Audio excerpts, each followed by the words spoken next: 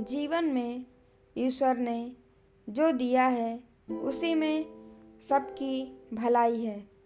इसीलिए ईश्वर का आभार व्यक्त करते हुए कभी भी खुद को कमज़ोर नहीं समझना चाहिए। काव्य को काले रंग की वजह से लगता था कि वह रंगों से वंचित है।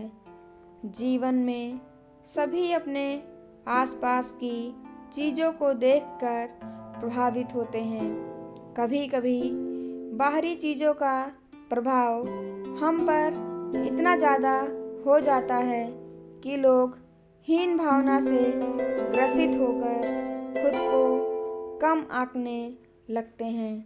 जीवन में ईश्वर ने जो दिया है उसी में सबकी भलाई है। इसीलिए ईश्वर का आभार व्यक्त करते हुए कभी भी खुद को कमज़ोर नहीं समझना चाहिए। आज इसी पर आधारित एक कहानी सबसे सुंदर कौन की कहानी का विस्तार से वर्णन करेंगे। एक दिन कावा अपनी शक्ल को देखकर सोचने लगा कि पंछियों में सबसे ज़्यादा कुरूप मैं ही हूँ। उसे लगा कि ना तो आवाज़ अच्छी है, ना ही पंख सुंदर हैं। काले रंग की वजह से उसे लगता था कि वह रंगों से भी वंचित है। ये सारी सोचने की वजह से उसके अंदर हीन भावना से ग्रसित होकर वह दुखी भी रहने लगा।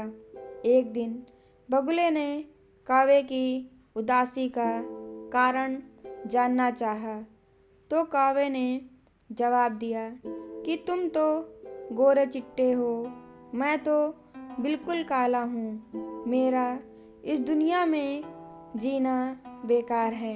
बगुले ने कावे से कहा कि दोस्त, मैं कहाँ सुंदर हूँ। तोते को देखो, हरे पंख और लाल चोंच, काश मेरे पास भी ये सब होता। बगुले की बात सुनकर कावे को सुंदरता को जानने की इच्छा हुई। वह तोते के पास पहुंचकर बोला कि तुम इतने सुंदर हो, खुश तो तुम बहुत होते होगे। जवाब में तोते ने कहा कि मैं खुश तो था, लेकिन मोर को देखकर दुखी हो गया, क्योंकि वह मुझसे ज़्यादा सुंदर लगता है। मोर की खुशी जानने के लिए कावा उसे जंगल में खोजने लगा, परंतु उसे एक भी मोर नहीं दिखाई दिए। जंगल वालों से पूछने के बाद पता चला कि मोर को चिड़ियाघर वाले उठाकर ले गए हैं। कावा मोर की तलाश में चिड़ियाघर पहुंच गया। वहां पर उसने मोर से उसकी सुंदरता पर चर्चा करनी चाहिए, लेकिन मोर उल्टा रोने लगा।